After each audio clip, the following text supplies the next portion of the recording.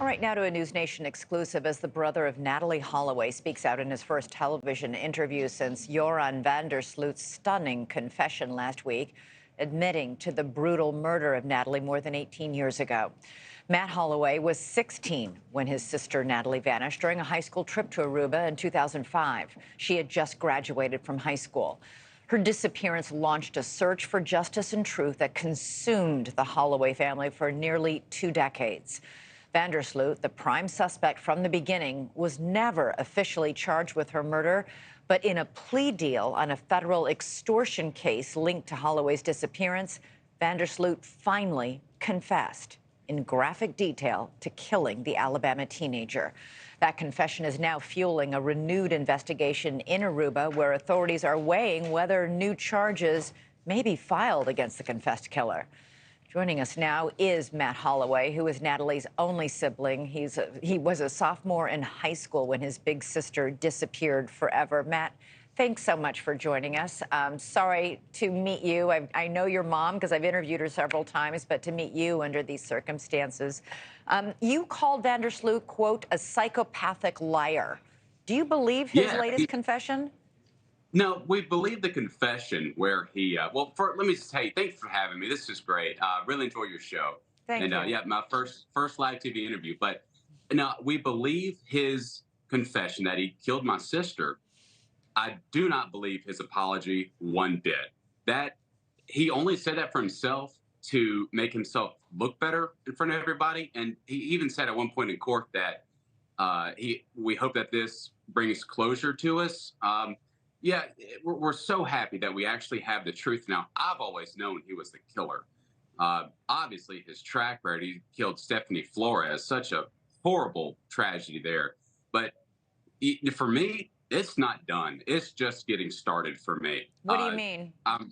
Yeah, well, so with the new investigation, that the Aruban authorities, they better do something.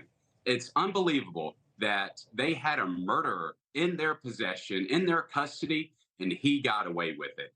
So what does that tell you? You can go to Aruba, vacation, kill somebody, and get away with murder. That's basically what it is. How What? can you have somebody? He lied to investigators. He lied to the police. Look, if I lied to the police, you bet I'm going to be in jail. So there's a crime right there, at least. Yeah. But I can tell you, one day, he's going to be a free man. And I'm so happy to say this. And I don't care if I get in trouble or not, but I'm going to be there. I'm going to find him, and I'm going to give him the butt whooping that his dead daddy didn't have the backbone to do as he was growing up. I've heard stories where he had anger issues all throughout his childhood, all throughout his life.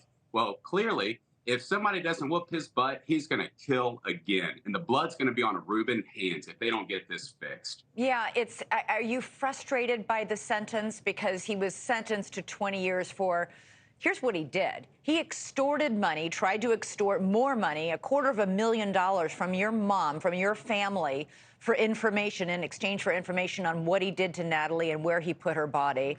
Then he lied to you about it, and that's what he was pleading guilty to here in the United States. Right.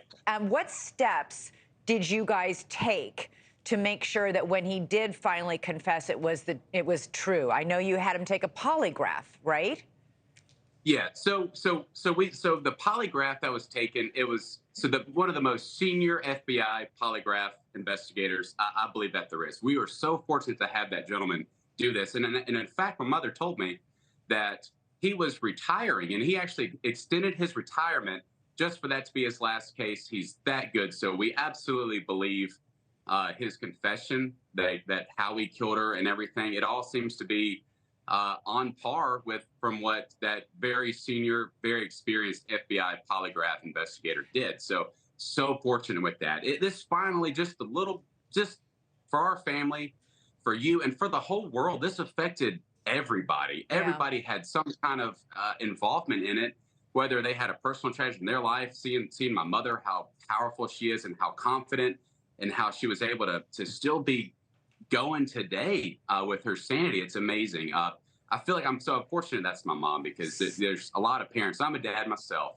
so proud of my kids. But for me, being best son, it's awesome to be able to say that I'm proud of my mother. Yeah, So yeah. She's that's been such a big relentless. deal. So because of the sentencing, 20 years, but it's concurrent, not consecutive, to Yeah. the murder Yeah. sentence he's serving in Peru. I didn't have really any input or say for that. We were just going for the confession to get that closure. Okay. He'll be Now out, that, though. He'll be out potentially when he's 58 years old, which is, yep. you know, And that's I'm not going an to old be man. 55, and I'm gonna meet him face to face, and we're gonna square off. Old-fashioned butt whooping is what he's gonna get from me.